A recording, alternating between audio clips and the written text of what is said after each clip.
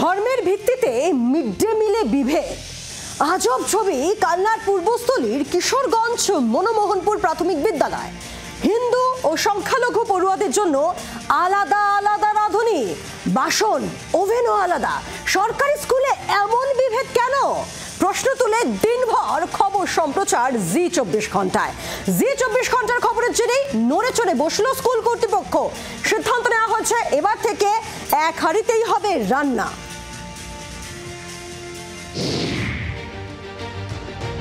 এরা সবাই একই স্কুলে একই ছাদের তলায় গা ঘেঁষাঘেঁষি করে পড়ে, গল্প গুজব করে, কিন্তু টিফিন টাইমে এদের মধ্যেই ছিল বিস্তর ফারাক।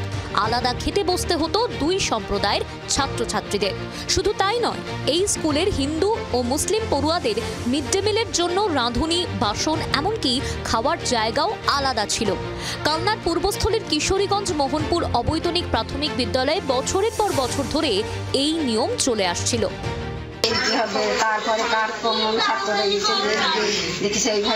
রান্নাটা কিভাবে হয়? রান্নাটা দুধ হলে দুধ গ্যাস সিলিন্ডার আছে, পাইপ লাগানো আছে। আচ্ছা, আমি রান্না করি, একধারে উনি রান্না করেন। দুটোই দু ভাগে? হাঁড়ি সব আলাদা আলাদা ভাগ। থালা হাঁড়িও আলাদা আলাদা ভাগ? কেন এই ভাগটা কেন? সব ভাগ এবারে যে দু রকম, হিন্দুদের মুসলিমদের খাবে না। আচ্ছা, সেই বলে আলাদা। আর হিন্দুরা মানে আপনার হাতে খাবে না, তাই ওরা আলাদা, তাই তো? এটা কতদিন ধরে চলছে? ওই তো বলছি, সেই যখন থেকে কাজ শুরু হয়েছে তখন থেকে। স্কুলের আশপাশের গ্রামগুলিতে হিন্দু মুসলিম মিলেমিশে বাস, অশান্তির ঘটনাও কখনো ঘটেনি। তাহলে পড়ুয়াদের স্কুলের খাবারে ভেদাভেদ কেন? এ প্রশ্নের সদুত্তর দিতে পারেননি স্থানীয়রাও। স্কুলের মধ্যে আমি কি আর বলবো, দুটো ভাগ হয়ে আছে, মুসলিম আলাদা, হিন্দু আলাদা। কেন এটা কেন স্কুলের মধ্যে? আর কেন যে হয়েছে এটা তো আমি বলতে পারলাম না, কারণ ওর মধ্যে তো আমি ঢুকি নে। এটা কেমন লাগছে? কেমন লাগছে স্কুলের মধ্যে একটা? হ্যাঁ, দেখতে তো কেমন লাগে। স্কুলে এমন ব্যবস্থা চলা উচিত নয় বলেই মনে করেন প্রধান শিক্ষক তাপস ঘোষ। এখানে কোনো সমস্যা নেই। আচ্ছা, এখানে কোনো রকম কোনো সমস্যা নেই, কোনো কিছু নেই।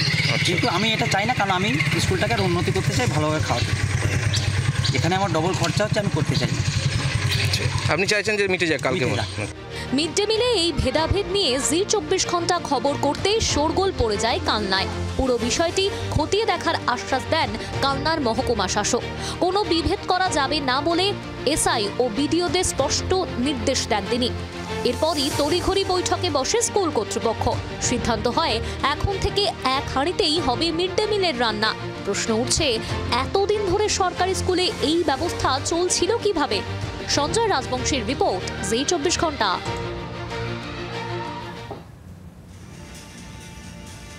ভাবুন একবার, দিনের পর দিন, বছরের পর বছর এভাবেই মিড ডে মিলে বিভেদ, তাও আবার সরকারি স্কুলে, যাকে কেন্দ্র করে রাজনৈতিক মহলে তুঙ্গে জল্পনা।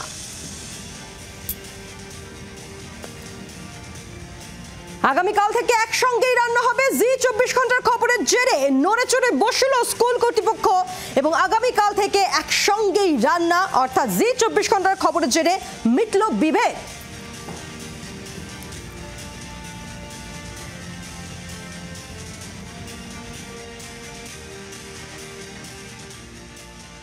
এটা যদি করে থাকে, প্রথমত ঠিক করেনি, কেন করেছে জানা উচিত। এবং মিড ডে মিলটা তো ভারত সরকারের।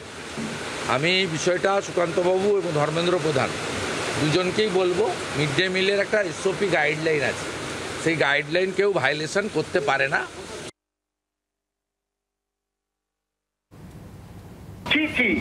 লজ্জা হচ্ছে আমার এই ঘটনা শুনে, যে একটা স্কুলে বাচ্চাদের মনে এইটা ঢোকানো হচ্ছে যে হিন্দুদের জন্য আলাদা ব্যবস্থা, মুসলমানদের জন্য আলাদা ব্যবস্থা, রাঁধুনি আলাদা, ধর্মের ভিত্তিতে রাঁধুনি ঠিক করা হচ্ছে।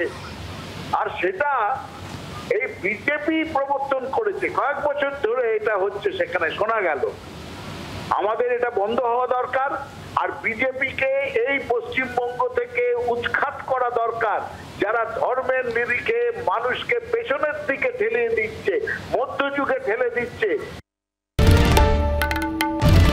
বাংলার আওয়াজ, বাঙালির আবেগ, জি 24 ঘন্টা।